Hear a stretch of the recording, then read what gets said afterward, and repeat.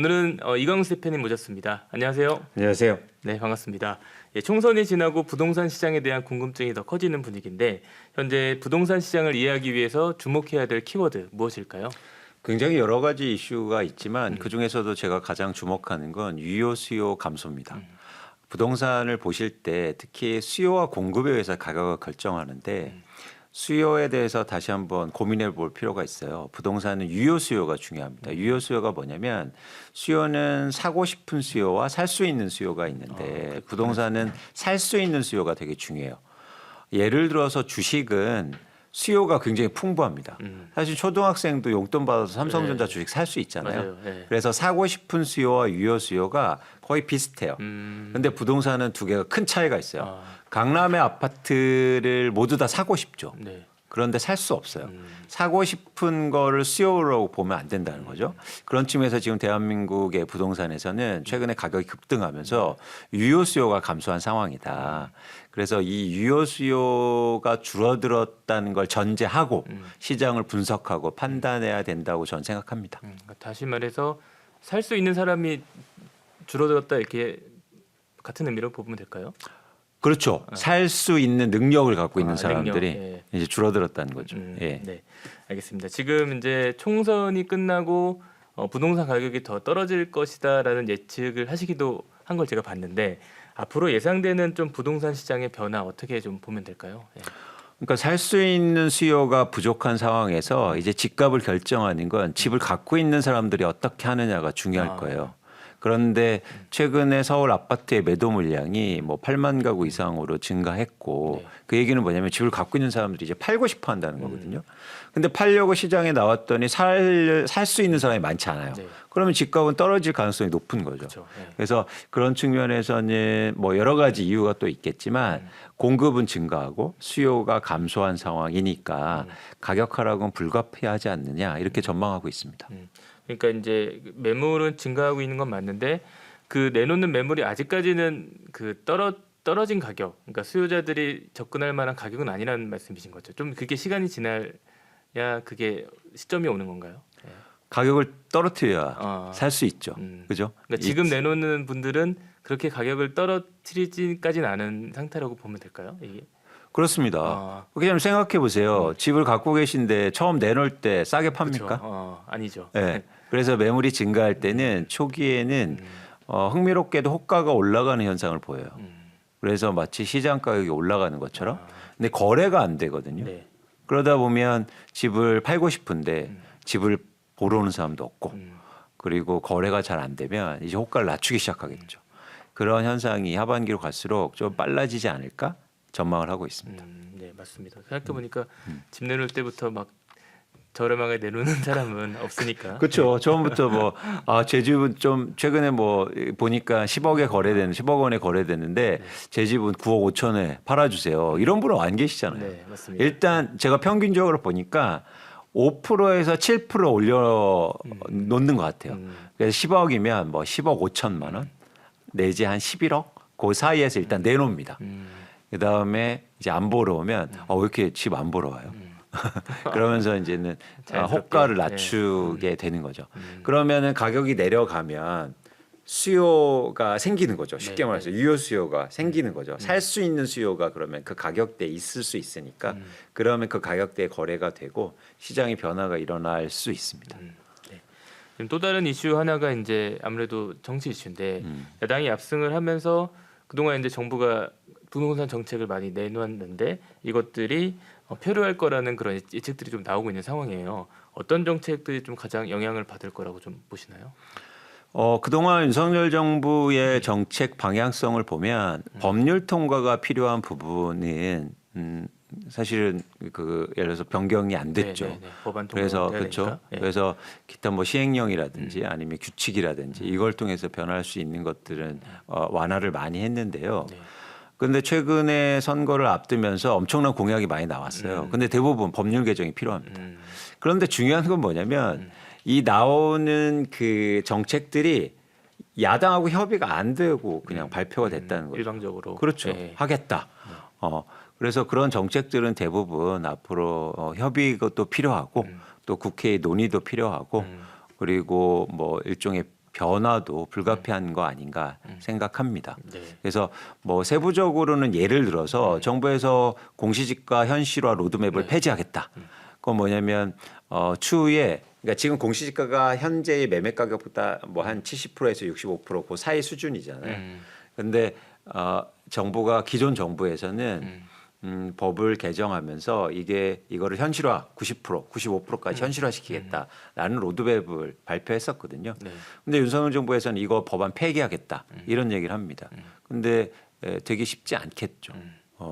그래서 뭐 대표적으로 그런 정책들이 표류하고 좀 지연될 가능성이 있지 않느냐 보고 있습니다.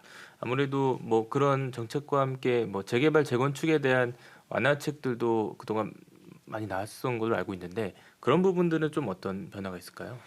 재건축 재개발 규제 완화에 관해서는 뭐 대표적으로 안전진단 면제라든지 폐지라든지 이런 공약들이 나왔는데 뭐 협의가 필요하겠죠. 그런데 재건축 재개발 관련돼서는 논란은 좀 적을 것 같아요. 상대적으로. 그러니까 야당도 사실은 그러니까 정비 사업에 대해서 재건축 재개발 사업에 대해서 긍정적으로 법안도 제출하고 또 그런 방향성을 갖고 있기 때문에 큰 이견은 없어 보입니다. 그래서 뭐 일종의 작은 그런 시행 관련된 방안에서만 협의만 되면 뭐 재건축 재개발 관련된 사항은 통과되지 않을까 예측하는데요. 사실 이게 정치라는 거잖아요. 그래서 예측하기는 사실 어렵고요. 그렇죠. 네. 좀 지켜볼 필요가 있지 않느냐 보고 있습니다. 근데 어쨌든 시간은 좀 걸리겠다. 그러니까 정부가 이거 빨리 추진하고 시장의 변화를 일으킬 만큼 추진 동력은 아무래도 좀 떨어진 상황이 아닌가 그렇게 평가하고 있습니다. 어쨌든 기존 정부 안대로 그대로 되기보다는 뭔가 좀 더 협의 과정을 거쳐서 좀 변화가 있을 수밖에 없는 건 맞다고 봐야겠네요. 당연하죠. 그러니까 왜냐하면 그동안 발표하고 하겠다는 정책들이 말씀드린 것처럼 협의가 없었어요. 그렇다면 이제 협의를 해야겠죠. 네. 그래야 통과를 시킬 거 아닙니까? 네, 알겠습니다. 네. 또 이제 뭐 꾸준히 제기되고 있던 건설사 이제 부실 PF 문제, 뭐 4월 위기론이라는 말까지 나왔었는데 실제로는 좀 앞으로 어떤 시나리오로 좀 이어질지 궁금하기도 합니다. 네. 일단 공식 통계로는 부동산 PF가 135조 원 정도 2023년 말에 있는 상황인데요. 이게 한 1년 전부터 어떤 일이 있었냐면 만기가 돌아와도 만기 연장을 해줬어요. 네. 그리고 일부 부동산 PF에 대해서는 이자 후불제 같은 것을 적용해 주기도 했습니다. 근데 그 1년이 만기가 도래하는 시점이 이제 올해 4월 이후부터 네. 공교롭게도 그렇게 도래하는데 과거하고 좀 다른 점을 보실 필요가 있는데 네. 이게 예를 들어서 1금융권이라든지 2금융권이라든지 우리가 파악할 수 있는 부동산 PF는 뭐 연착륙이랄까요? 어쨌든 가능은 보여요. 그런데 지금 파악이 안 된 부동산 PF 규모가 상당한 것으로 추정이 돼요. 파악이 안 돼 있는. 네. 네. 이제 그런 것들에서 문제가 좀 나타나지 않을까 생각을 하고요. 좀 지켜볼 필요가 있습니다. 근데 좀 근본적으로 이 네. 문제가 발생된 원인은 쉽게 말해서 땅을 비싸게 샀기 때문이요. 비싸게 사니까 분양가를 계속 올리지 못하니까 분양이 안 되고 사업의 진행조차 네. 못하고 있는 거거든요. 그러니까 이게 두 가지인 거죠. 문제가 완전히 해결되려면 첫 번째는 갑자기 또 부동산 시장이 엄청 좋아져서 모든 사람들이 달려들어서 아파트를 100대 1 나오거나 이런 경쟁률이. 예, 특히 지방 같은 데 중심으로 해서 근데 그건 좀 불가능하다고 보고 있고 두 번째는 그렇다면 구조조정이 필요한데 이 구조조정을 아까 말씀드린 것처럼 규모가 아직 산정이 안 돼서 불확성이 되게 크지 않느냐 보고 있습니다. 네. 그래서 뭐 일각에서는 뭐 4월 위기설이다, 5월 위기설이다 이런 말을 하는데 위기는 이미 시작된 것 같아요. 그건 뭐냐면 뭐 한국의 금융 시스템의 위기는 아니고 건설사나 시행사의 위기는 굉장히 커지고 있는 상황인 건 확실합니다.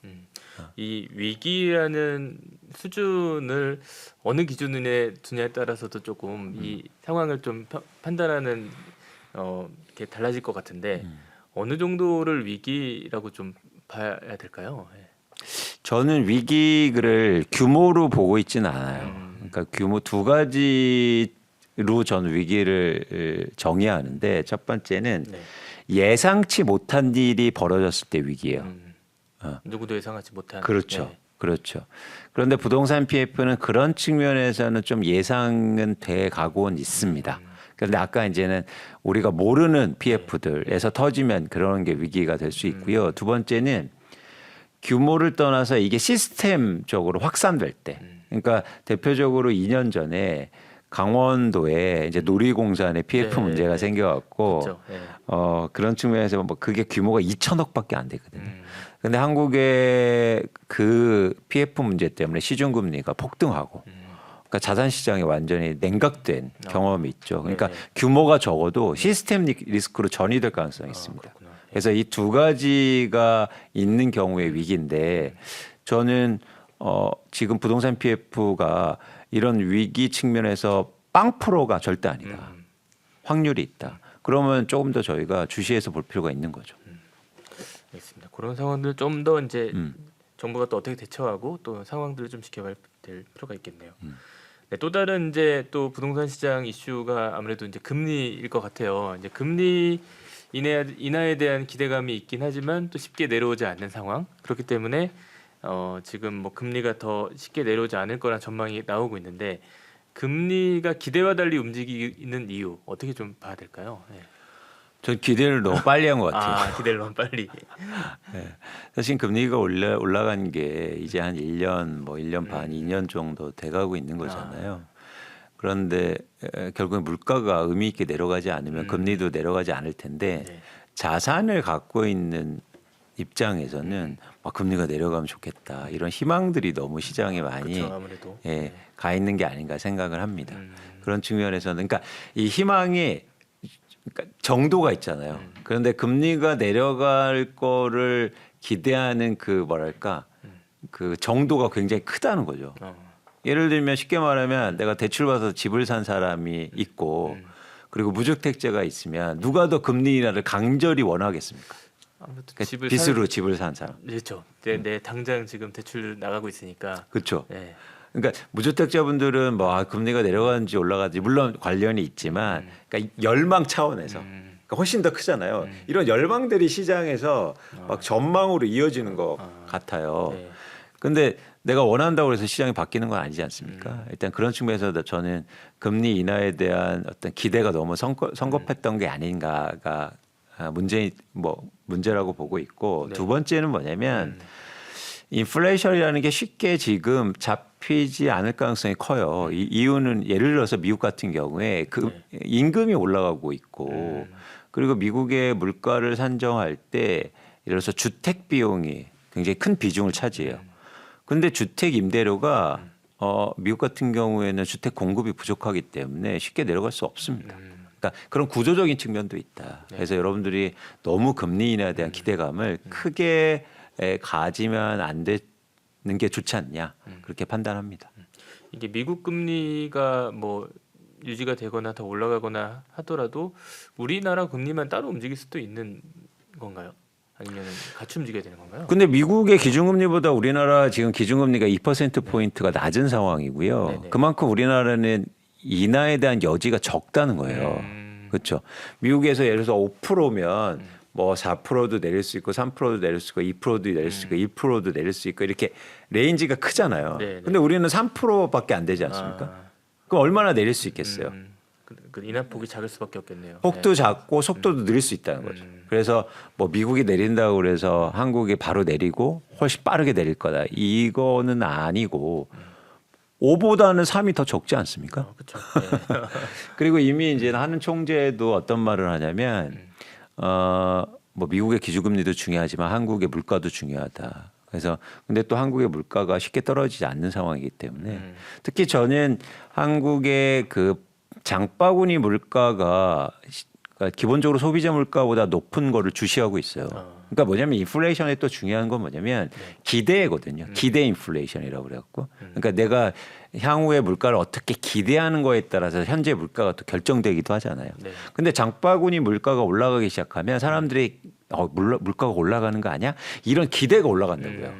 그렇죠. 예. 예. 예. 당장 내가 슈퍼 가서 사오는 금액이 체감이요. 달라지니까, 예, 그렇게 하면 달라지니까. 어떻게 되냐면 물가가 이게 쉽게 안 떨어지고 더 올라가는 거 아닌가라는 일종의 기대가 더 커지면서 쉽게 물가가 안 잡힐 수도 있다라는 생각을 갖고 있습니다. 그렇다 보면 한국의 기준금리가 뭐 빠르게 인하되기는 좀 어려운 거죠.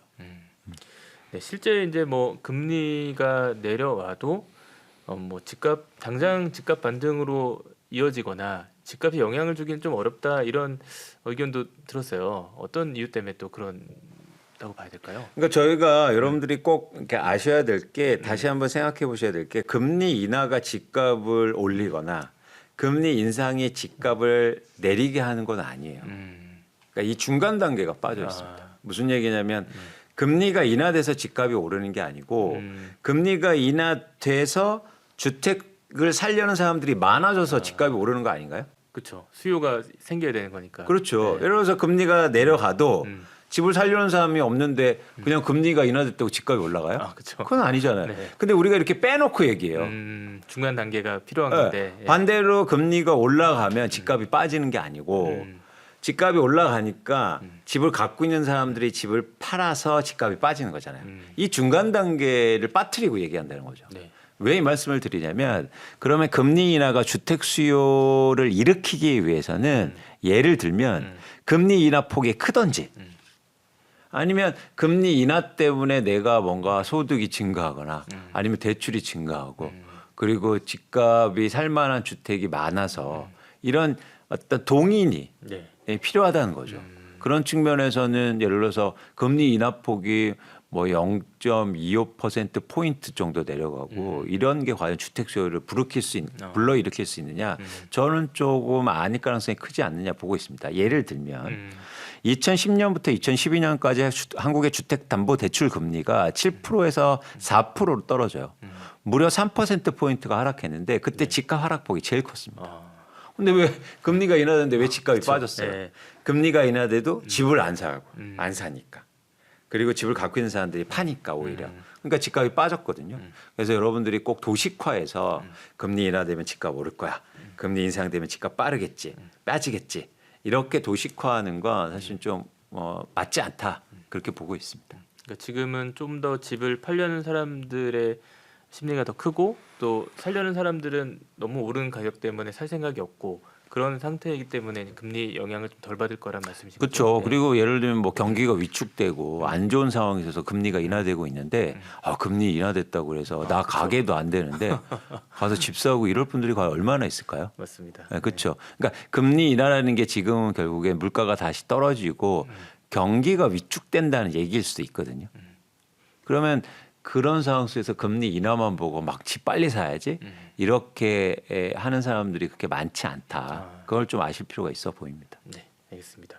또 집값 관련된 이슈 중에 하나가 그 한국 고령층이 집을 팔기 시작했다 이런 말씀하신 거 제가 들었어요. 어떤 의미로 좀 받아들여야 될까요? 우리나라의 주택 소유의 굉장히 독특한 측면이 뭐냐면 네. 고령 세대로 갈수록 부동산 비중이 올라가요. 그래서 65세의 가구주에 네. 부동산 자산 비중을 보면 거의 81%거든요. 그러니까 쉽게 말해서 대부분의 자산이 부동산인 거죠. 근데 아시겠지만 이제 고령 세대들이 퇴직도 다가오고 있고 소득도 줄고 그 대신 소비는 뭐 쉽게 줄일 수는 없으니까 그렇죠. 예. 그러니까 부동산을 팔 개연성이 더 높다고 판단했는데 실제로 조사해 보니까 고령 세대의 일종의 그 매매되는 매각되는 비중에서 뭐 10년 전에는 고령 세대가 차지하는 비중이 20%가 안 됐는데 최근에 30% 중후반대로 올라가고 있습니다. 그러니까 파는 물건 중에서 고령 세대가 갖고 있는 쉽게 말해서 아파트가 많다는 거예요. 근데 이게 왜 중요하냐면 네. 이게 추세적일 가능성이 있어요. 왜냐하면 한국의 집은 고령 세대가 굉장히 많이 들고 있거든요. 네. 그러면 그분들이 팔기 시작하면 매물의 양도 훨씬 많아질 수 있다는 거죠. 그런 측면에서는 제가 계속 이 고령 세대의 쉽게 말해서 아파트의 매도가 얼마나 이루어지는지 이걸 주시해서 보고 있고 이거는 한국의 주택 시장을 전망할 때 굉장히 중요한 과거하고 다른 변화 조건입니다. 예.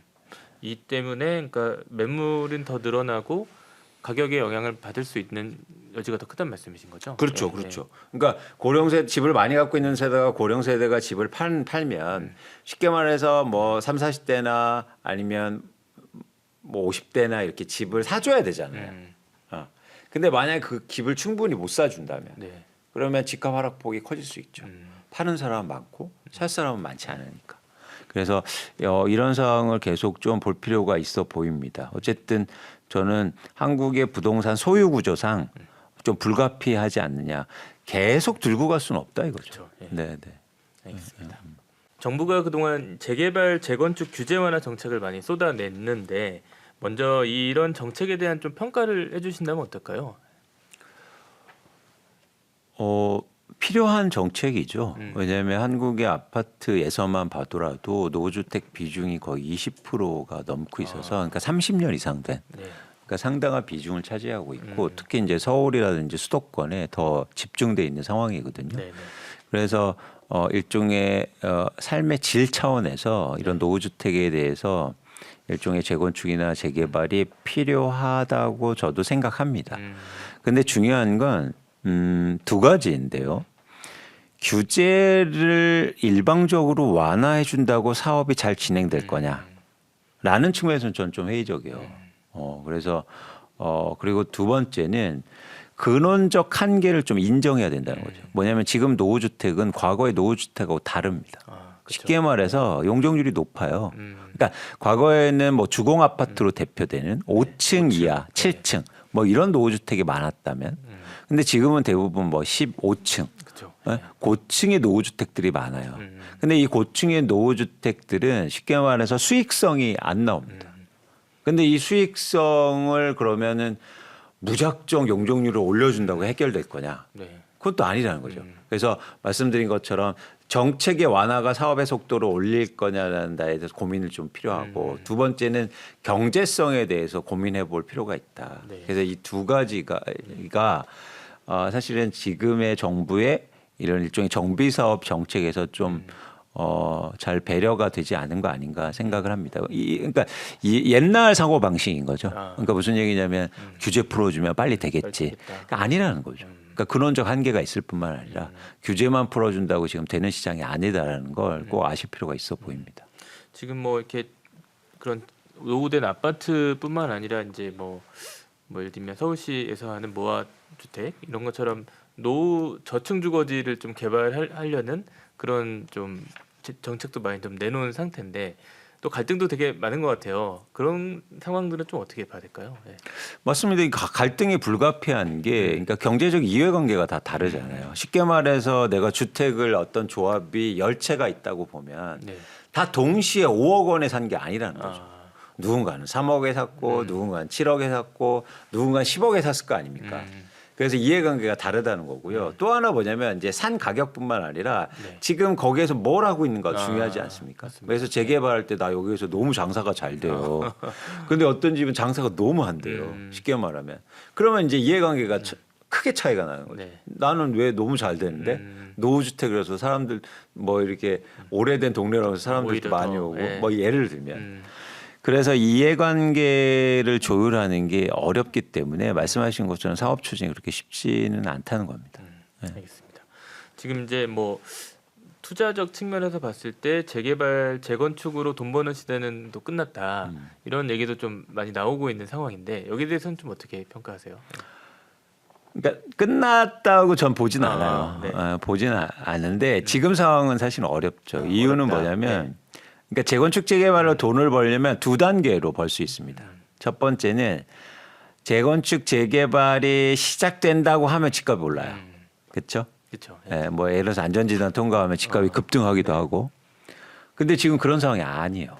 이유는 뭐냐면 흥미롭게도 규제 완화가 이유입니다. 그러니까 자산 시장에서 가장 좋은 건요. 가격이 오르기 가장 좋은 건 희소성이에요. 그렇죠. 그러니까 희소하면 가격이 오를 수밖에 없어요. 역설적으로 과거에는 어떤 현상이 있었냐면 규제가 되게 강하니까 어떤 아파트 단지 안전진단에 통과되면 가격이 급등했어요. 왜? 나만 그랬습니다. 그렇죠. 안전진단 통과가 어려웠으니까 또. 네. 예. 그리고 그러니까 나만 되니까 희소성이 부각되는 거죠. 근데 지금 뭐 너도 나도 다 한다고 하니까 그 희소성이 없어지니까 사실은 돈 벌지 못하는 거죠. 처음에. 그럼 이제 두 번째로 돈 버는 방법은 이제 부시고 새로 아파트를 지은 다음에 그 아파트가 나중에 비싼 가격에 팔면서 이제 돈을 버는 구조거든요. 네네. 근데 이 부분도 불확실성이 커졌잖아요. 그렇게 실제로 될까? 그렇죠. 네. 공사비가 이렇게 올라가는데 내가 분담금은 더 내지 않을까? 네. 그리고 나중에 이 아파트를 누가 사줄까? 여기까지. 그러니까 불확실성이 커지면서 재건축 재개발로 지금 상황에서는 돈 벌기가 쉽지 않다는 겁니다. 그런데 만약 이런 것들이 반영돼서 이제 재건축 재개발 아파트가 가격이 많이 빠져요. 그러면 이제 돈 버는 시대가 또 오는 거죠. 네, 그래서 이제 그런 가격 흐름이 또 도니까. 네, 그렇죠. 돈 못 벌다고 하면은 사람들이 안 사고 가격은 빠질 거 아닙니까? 그럼 어느 정도 빠지면 다시 또 뭔가 변화가 일어날 수 있는 거고. 그런데 어쨌든 지금은 말씀하신 것처럼 뭐 재건축 재개발로 과거처럼 돈을 뭐 크게 벌고 뭐 그런 상황은 아닙니다. 네.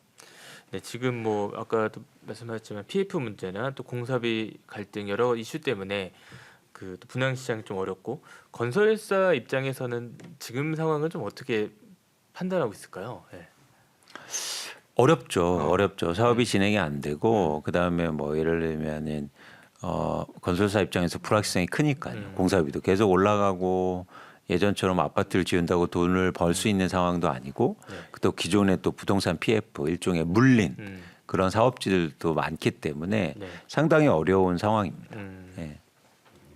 그런 상황들을 좀 뭐 건설사들은 계속 어둡게 전망을 하겠지만 좀 뭐 또 기회를 엿볼 수 있는 부분도 있을까요? 그럼요. 왜냐하면 항상 시장은 그 뭐 너무 뻔한 말 같지만 위기가 기회가 될 수 있다고요. 네. 과거에도 보면 아주 흥미로운 일이 있었는데 2010년부터 2012년까지 한국 건설사 100대 건설사 중에서 40% 정도가 워크아웃과 법정 관리에 들어갑니다. 그렇게 많이. 네. 그런데 공교롭게도 그 시점에요. 일부 건설사들은 엄청나게 돈을 많이 벌기 시작해요. 그러니까 쉽게 말해서 어떤 회사가 막 땅을 비싸게 사서 망했는데 네. 그럼 그 땅이 헐값에 나올 거 아닙니까? 근데 다른 건설사가 그걸 사서 네. 쉽게 말해서 뭐 대박을 터뜨린 거예요. 그러네요. 그러면서 그때 공교롭게도 2010년부터 2015년까지 한국의 100대 건설사 순위가요. 드라마틱하게 변합니다. 그러니까 위기를 기회로 만든 그런 회사들이 분명히 있다는 거죠. 그건 뭐냐면 부동산 시장이 부동산이라는 게 특징을 갖고 있기 때문이에요. 그러니까 가격은 이렇게 변하지만 사용 가치가 있죠. 그래서 싸게 사면 돈을 벌 수 있는 거예요. 그래서 누군가 그 시점에서 사실은 쉽게 말하면 땅을 싸게 샀고 네. 그 땅에다 분양을 하면서 또 돈을 버는 회사도 있다. 그래서 지금 상황은 어렵지만 또 어떤 회사들이 이제 조금씩 움직이기 시작하겠죠. 뭐 땅도 사고 사업도 이제 준비도 하고 그런 준비를 하고 있는 회사들이 있겠네요. 지금. 있습니다. 네. 이미. 네네. 그런 또 시기를 준비해서 무리하게 사업을 확장하기보다 현금 마련을 해놓고 그리고 기다리는 그런 회사들도 있죠. 알겠습니다. 지금 또 이제 뭐 재건축 시장에서 보면 일기 신도시 문제가 또 뭐 앞으로 어떻게 될지 궁금증이 좀 커지는데 뭐 일기 신도시 재정비 문제는 좀 어떻게 보고 계신가요? 네. 그러니까 일기 신도시 자체가 너무 규모가 크기 때문에 이게 사업을 전체적으로 진행하기에는 한계가 있는 거고 그래서 순차적으로 진행돼야 되는데 지금 방향성이 순차적으로 진행하기에는 워낙 여론도 있고 뭐 정치 문제도 있어서 이걸 다 풀어준 거잖아요. 뭐 특별법도 만들고 근데 오히려 이게 사업 진행을 더 느리게 하고 있다는 거죠. 왜냐하면 너도 나도 다 한다니까 누가 먼저 할지를 결정을 못 내는 거예요. 그래서 먼저 안 하면 또 너무 뒤로 밀려버리고 막 그런 그렇죠. 불안감들이 그렇죠, 있으니까. 그렇죠. 그리고 모두 다 할 수는 없습니다. 네. 아니 어떻게 다 같이 부시고 다 같이 만들어요. 그건 한국의 건설사들이 그렇게 할지도 못할 뿐더러 그거는 불가능한 일이죠. 그래서 조금 시간이 걸릴 것으로 보고 있고 또 하나 뭐냐면 그런 차원에서 이제 정부에서 뭐 선도 지구라든지 이런 것들이 선정될 텐데 그런 추이는 좀 볼 필요가 있습니다. 어떻게 잘 원활하게 진행이 될 건지. 예. 그런데 아까도 말씀드렸지만 일단 일개 신도시의 문제점은 고유의 문제점이 있다. 그러니까 용적률이 기본적으로 높기 때문에 그렇죠. 과연 이 수익성을 담보할 수 있겠느냐. 분담금을 내면서 엄청 내면서는 사업 진행이 어렵잖아요. 네. 그래서 그러면 계속 올리면 여러 가지 문제가 또 생기는 거죠. 뭐 인프라라든가 그럼 나중에 그 아파트를 누가 또 사줄 건가 뭐 이런 것들. 그래서 조금 정부가 좀 적극적으로 세부적으로 잘 살펴볼 필요가 있지 않느냐 생각합니다. 네. 지금 뭐 서울에서도 뭐 분담금이 너무 많아서 말씀하신 것처럼 그래서 뭐 상계동 같은 경우도 뭐 5억 이상 또 서초 같은 경우는 뭐 10억 넘게 이제 분담금이 나오는 상황인데 이런 상황들을 좀 비춰봤을 때 좀 재개발 재건축 시장 앞으로 어떻게 좀 나타날지 시나리오가 좀 보시나요? 그러니까 이것도 이제 선거하고 연관될 수도 있겠는데요. 뭐냐면 지금 정부가 막 규제 완화를 해주고 있잖아요. 네네. 그런데 그러면 누가 기대를 많이 할까요? 음, 박 기자님, 이 정책 완화에 대해서. 그러니까 가격을 결정하는 건 수요와 공급자예요. 네. 그러니까 집을 쉽게 말해서 살려는 사람과 음. 그리고 집을 팔려는 사람 음. 갖고 있는데 음. 이 두 사람이 있습니다. 네. 근데 막 이렇게 규제 완화를 해주면 누가 더 기대하게 될까요? 아무래도 집값이 더 올라야 되니까 공급자 측면에서요. 그렇죠. 예. 집을 갖고 있는 사람들이 기대를 많이 하겠죠. 음. 그죠? 아, 집값 더 오르겠지. 이렇게 정책 풀어주고 막 재건축 네, 재개발 네. 진행해 준다는데 그런데 실제로 그렇게 안 되면 반대로 실망감이 크겠죠. 근데 그 실망감은 자산 시장에 바로 반영이 될 겁니다. 예를 들어서 호가를 내린다든지 아 이건 빨리 팔아야겠네. 네. 이렇게 반응이 되는 거죠. 그래서 그런 차원에서는 집값에 영향을 줄 수 있다는 거고요. 이게 반대로 생각하면 좀 더 쉬워요. 무슨 얘기냐면 저희가 문재인 정부 때 집값이 막 오르잖아요. 네. 그런데 집값이 막 오르는데 규제책이 엄청 나오지 않았습니까? 그때 규제책은 누가 더 기대했을까요? 뭐 살려는 사람들이 규제를 하면 집값 떨어질 내가 거야. 살수 있지 않을까? 무주택자분들이 기대를 했겠죠. 그렇죠. 예. 그렇죠? 근데 막 기대를 했는데 실제로 어떻게 돼요? 막 코로나고 그렇죠. 또 막 금리도 인하되고 이러니까 수요가 오히려 증가하죠. 집값이 안 빠지죠. 그러니까 그 수요가 실망감으로 이어지면서 어디로 이어졌냐면 네. 엄청난 수요로 이어졌어요. 뭐 영끌 뭐 이런 게 이제 그래서 네. 2019년도만 해도 생애 최초 주택 구입자가 전국에 40만 명이 채 안 됐습니다. 네. 근데 이게요, 2020년도에요, 50만 명 중반대로 증가해요. 그러니까 나 기대했어요. 집값이 안정되겠지. 근데 식상 안 되니까 그게 일종의 패닉 수요로 이어진 거예요. 그러니까 더 이상 이대로 있으면 안 되겠다. 그게 오히려 집값을 크게 올린 또 이유이기도 했거든요. 아, 근데 2020년도가 또 흥미롭게도 21대 총선에서 그 당시 여당이 이겼습니다. 그러니까 여당이 이기니까 무주택자분들이 어떻겠어요? 더 이제 더 기대했겠죠. 근데 안 잡혀. 그러니까 그게 실망이 커지면서 그런 어떤 바로 반영이 되는군요. 수요로 네. 이어졌거든요. 지금은 정확히 반대라는 거예요. 지금은 집을 갖고 있는 사람들이 막 기대했을 거 아니에요. 네. 그리고 안 팔고 막 버티고 호가 올리고 조금만 더 버텨보자. 이게. 오르겠지. 엄청 오를 거야. 그런데 막 총선도 끝나고 실제로 집값도 크게 안 오르고 그러면 실망이 커질 수 있다는 거죠. 그래서 그게 과거하고는 좀 다른 양상으로 펼쳐질 가능성이 있지 않느냐 보고 있습니다. 지금 뭐 고유가 또 고환율, 고금리 상황에서 투자 시장에 대한 뭐 좀 어두운 전망들이 좀 나오고 있는데 이런 상황에서 좀 부동산 시장에 미칠 영향들을 좀 한번 짧게 정리해 주신다면 어떨까요? 네. 부동산 자산이 독특한 게 그러니까 쓰려는 사람은 실수요가 있고 또 투자 수요가 있어요. 그래서 쓰면서 투자하는 자산은 사실 부동산이 거의 유일합니다. 그렇네요. 예. 그렇죠? 그런데 이렇게 말씀하신 것처럼 뭐 고유가, 고환율, 고금리는 일종의 불확실성이 커졌다는 거잖아요. 이렇게 불확실성이 커지면 투자 수요에 영향을 미치겠죠.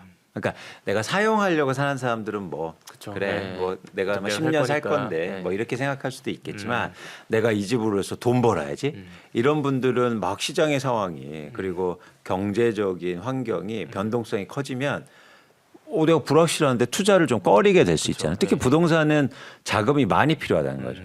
그래서 무모한 투자자가 아니면 투자 수요를 줄이는 방향으로 영향을 미치게 되지 않을까 이런 시장의 불확실성, 특히 경제 상황에 그렇게 보고 있습니다. 네, 지금 뭐 아무래도 투자 수요가 줄어든다는 건 시장에 뭐 그런 시장이 좀 활발하게 움직이지 못하는 결과로 이어지는 거잖아요. 그렇죠, 네, 네. 그렇죠. 네. 그러니까 자산 시장에서 결국엔 가격을 올리는 건 수요거든요. 그러니까 누군가 높은 가격에 계속 사줘야 되잖아요. 근데 이 투자 수요가 흥미로운 건 뭐냐면 일반적인 수요는 아까 제가 유효 수요 관점에서 말씀드리면 가격이 오르면 수요가 감소하죠. 그렇죠. 근데 이게 투자 수요는요. 가격이 오르면 더 증가할 수도 있어요. 가격이 더 오를 것으로 기대합니다. 기대하니까. 네. 그런데 그래서 지금 최근에 한국의 부동산 시장에서 투자 수요가 감소하는 이유예요. 일종의 갭 투자가. 네. 그래서 서울의 갭 투자가 막 한 달에 많이 될 때는 5천 건 이상 됐습니다. 근데 지금 500건이 채 안 돼요. 네. 10분의 1로 감소한 최대 수준하고 비교해서 그만큼 내가 아파트를 투자 목적으로 사야지 이런 분들은 뭐 굉장히 빠르게 감소했습니다. 그러니까 투자 수요가 움직인다는 건 시장 분위기가 이제 그렇다는 뜻인데 어쨌든 무주택자들은 계속 고민이 될 것 같아요. 이런 상황이면 내가 그러면 뭐 전월세로 그냥 살아야 될까 아니면 뭐 금매가 나오면 잡아야 될까 뭐 아니면 미분양 같은 것들을 좀 봐야 될까 뭐 이런 고민들을 할 것 같은데 무주택자들에게 좀 그런 부분에서 좀 조언해 주신다면 어떻게 좀 하는 게 현명하다고 봐야 될까요? 현재의 무주택자 분들의 선택은 일단 전세나 전월세로 사는 거죠. 뭐 이미 살고 계시기도 하고. 네네. 그런데 현명한 거는 내 집 마련을 하시는 게 좋다. 여력이 되시면. 근데 네. 여력이라는 게 내 여력도 있지만 예를 들어서 가격이 떨어지면 여력이 생기는 거잖아요. 그러니까 제가 말씀드린 것처럼 앞으로 매도 물량이 증가하고 가격이 하락폭이 커지면 내가 여력이 생기는 거 아니 생기잖아요. 그렇죠? 그러면 그때는 내 집 마련 하셨으면 좋겠다는 말씀을 드리고 그런데 여기서 이제 또 한 가지 드리고 싶은 말씀은 예를 들어서 전세 만기가 2024년 8월에 도래해요.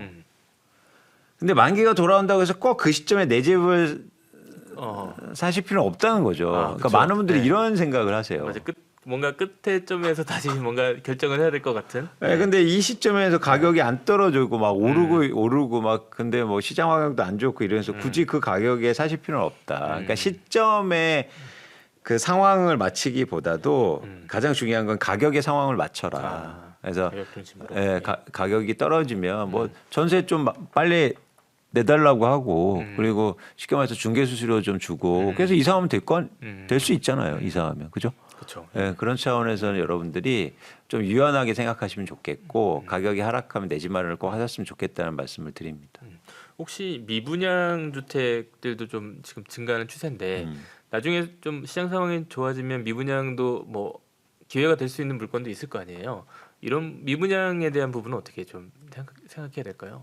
그러니까 미분양 아파트가 좋은 건 아니고 미분양 아파트가 발생된 이유가 지금 고분양가 때문이잖아요. 네네. 근데 미분양에 나서 뭐 분양가를 인하해 준다거나 아니면 할인해 준다거나. 근데 그 폭이 크면은 관심 있게 보셔야 되죠. 근데 지금 미분양이 고분양가 때문에 난 건데 미분양이 낮다고 해서 그럼 나 관심 가지 이건 아니라는 거예요. 그것도 가격 기준으로 좀 봐야 되겠네요. 그렇습니다. 네. 그렇습니다. 그래서 미분양 아파트를 막 중공업 미분양까지 이어지면서 30% 할인해 준대. 그러면 30% 할인해 주는 걸 주변 또 매매 가격과 비교하면서 네. 판단하셨으면 좋겠습니다. 알겠습니다. 지금 이제 당장은 뭐 전월세로 유지하시는 분이 많으실 텐데 지난번에 이제 전세론에 대한 얘기도 좀 해주셨고 그 동안의 전세 시장이 좀 어떻게 변했는지 좀 알려주시면 좋을 것 같아요. 네. 지난번 말씀드린 전세론이 실제로 시장에 있었고 그래서 정부에서 이제 부랴부랴 전세 반환 대출이라는 것도 해주고 네네. 뭐 집주인들이 돈이 없으니까 맞아요. 네, 그러니까 일종의 전세런이 일어났는데 그런데 이제 정부에서 대출을 또 해준 거죠. 그래서 이제는 어쨌든 변곡점을 넘겼는데 네네. 이게 전세 가격이 최근에 이제 상승하고 있거든요. 네네. 근데 그건 월별 상승이에요. 근데 전세 가격을 비교할 때 중요한 건 2년 전 가격이잖아요. 근데 그렇죠.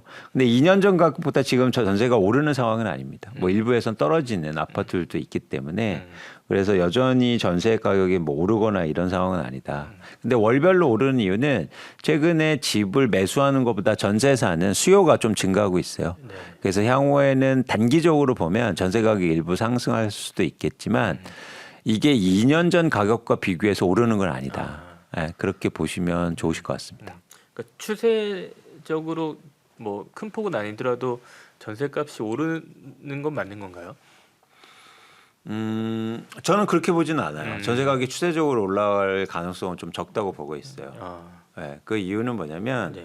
일단 아파트 입주 물량이 크게 뭐 감소한 상황은 아니고 두 번째는 마찬가지로 최근에 전세 거래량이 감소하고 있는데 그 이유는 전세 수요도 마찬가지로 줄고 있기 때문입니다. 그러니까 신규 수요요. 네. 그 중에서 제가 주목하는 건 그러니까 혼인 건수도 되게 많이 줄고 있고, 그러니까 가구 분화 속도도 느려지고 있거든요. 네. 그렇다 보니까 전세를 막 찾고 있는 사람들이 실제 말해서 신규 수요가 감소하고 있는 거죠. 네. 그래서 저는 전세 가격이 의미 있게 상승하거나 뭐 그렇게 보고 있지는 않습니다. 알겠습니다. 또 하나 이제 분양 시장도 전망도 해주시면 좋을 것 같은데 뭐 청약에 나서려는 사람들도 있을 거란 말이죠. 그분들은 좀 어떤 무엇을 좀 고려하면 좋을까요? 네.